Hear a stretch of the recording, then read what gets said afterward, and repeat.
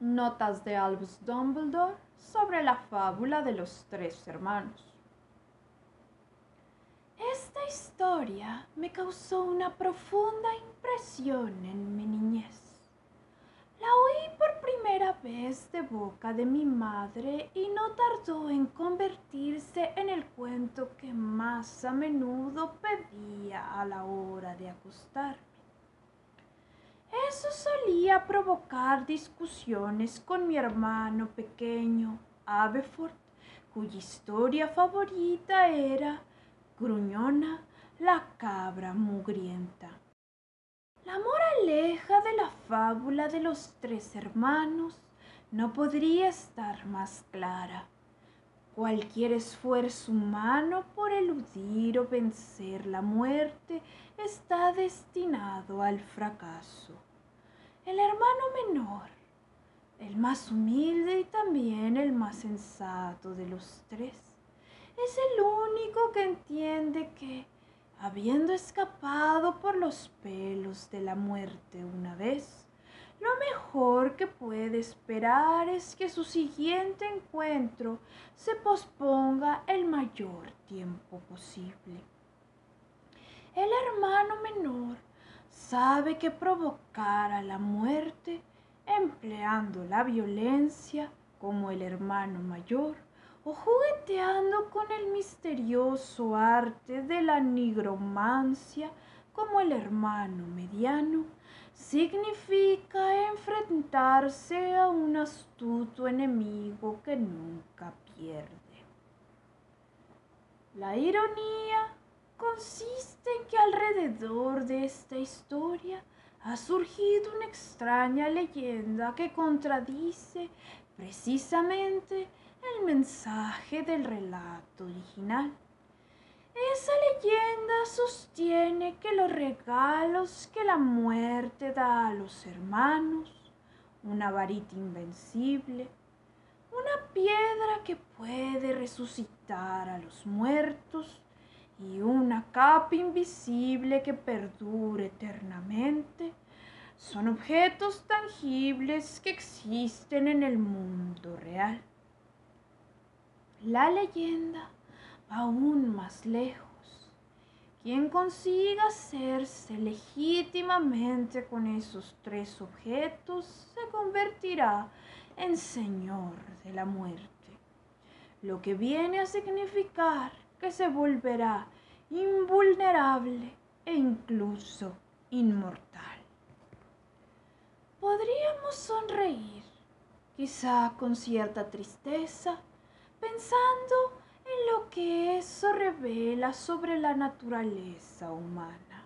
La interpretación más amable sería: la esperanza siempre resurge, pese a que, según Beadle, todos esos objetos son sumamente peligrosos.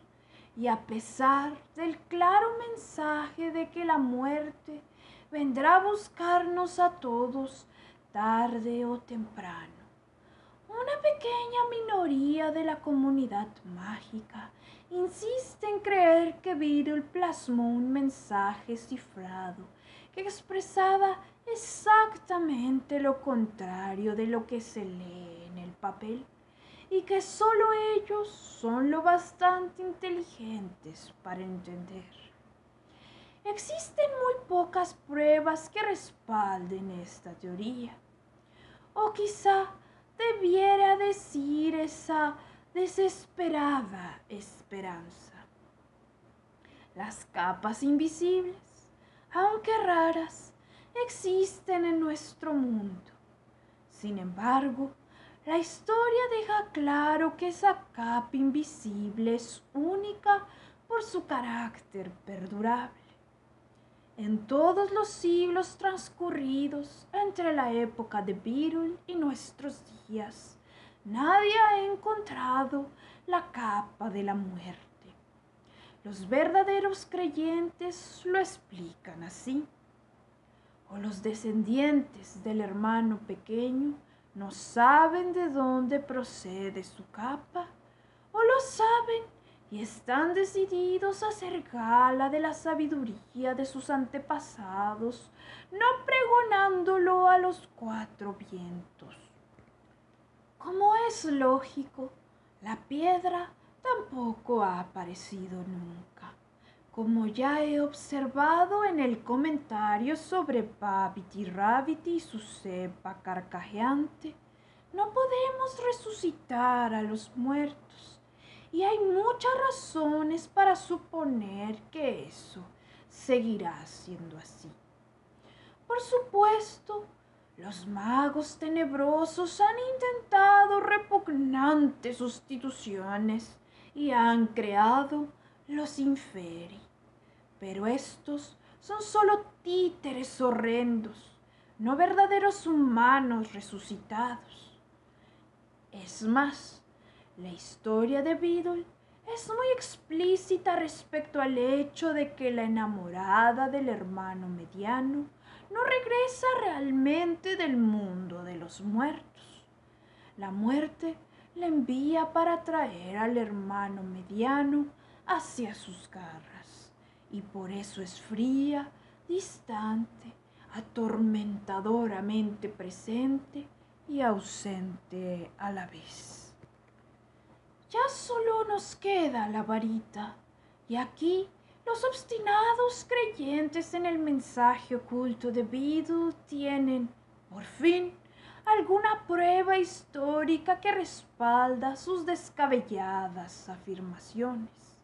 Porque resulta, ya sea porque les gustaba ensalzarse o para intimidar a posibles agresores, o porque de verdad creían en lo que decían, que a lo largo de los tiempos diversos magos han asegurado poseer una varita más poderosa que cualquier otra, incluso una varita invencible.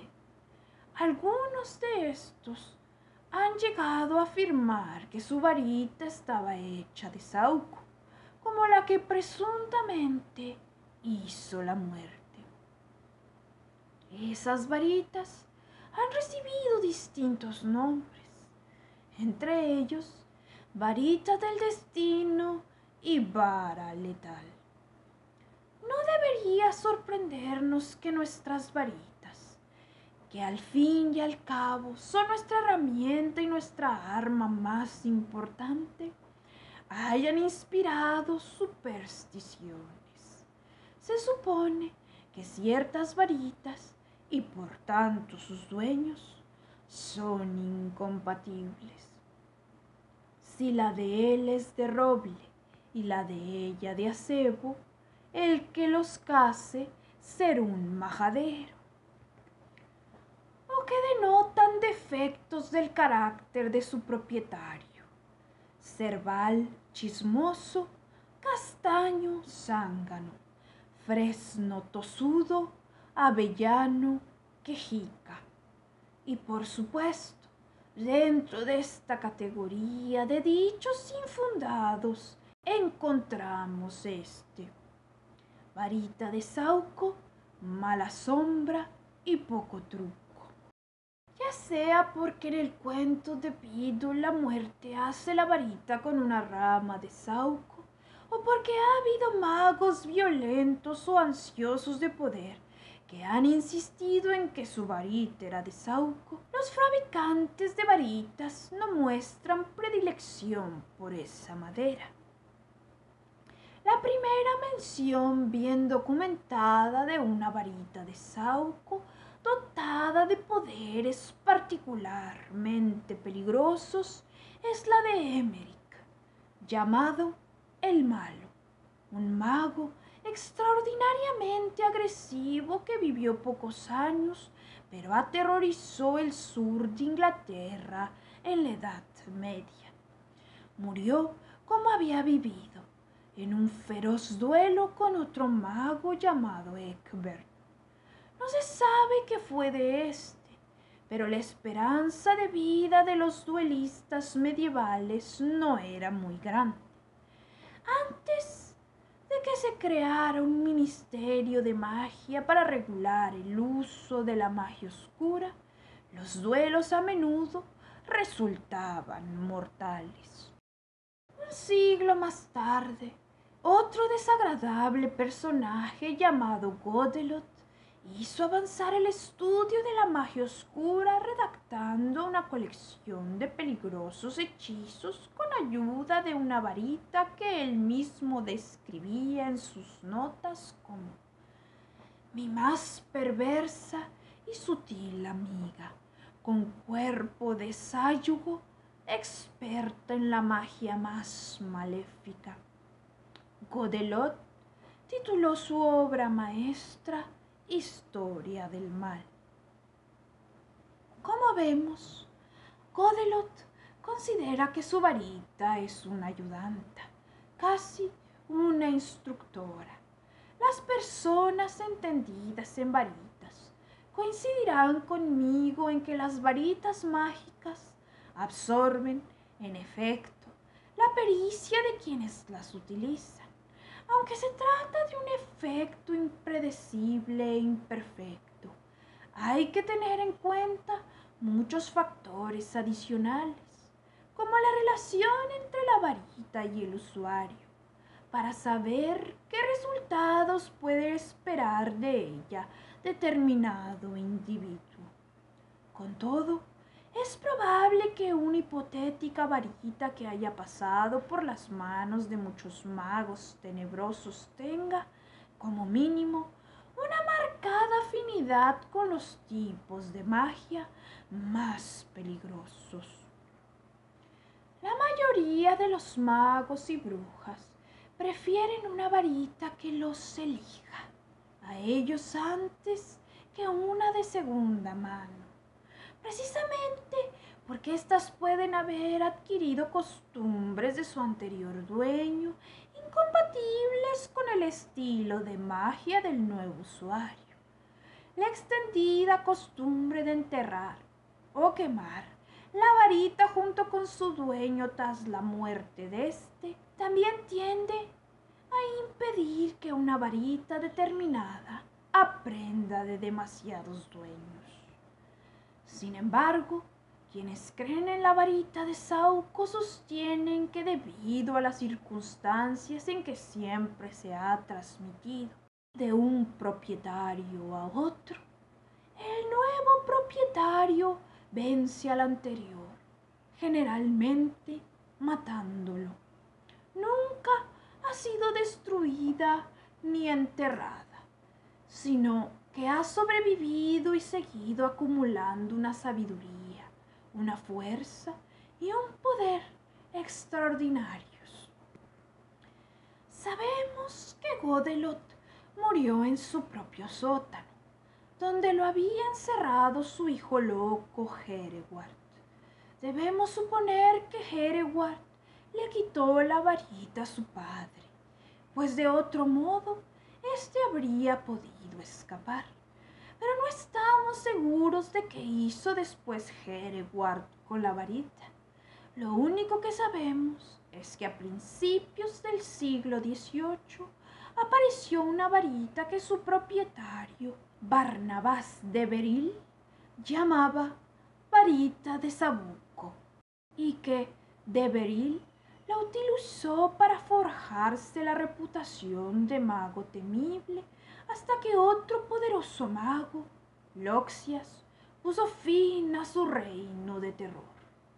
Loxias se hizo con la varita, la llamó vara letal y la utilizó para deshacerse de cuantos lo contrariaban. Es difícil seguir el rastro de la posterior historia de Loxias y su varita, ya que son muchos quienes aseguran haberle dado muerte, incluida su propia madre.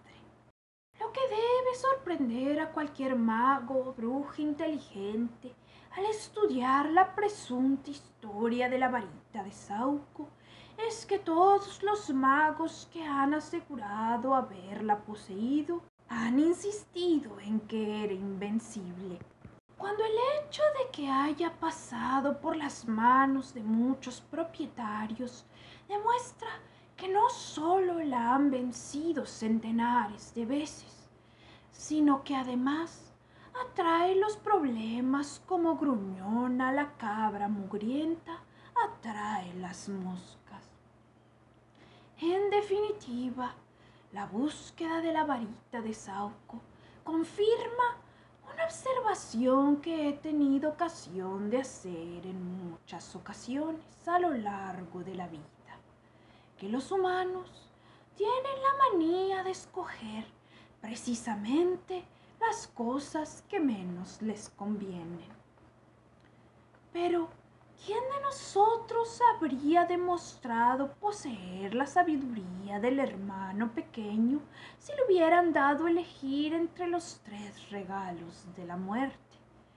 Tanto los magos como los moguls están imbuidos de ansias de poder.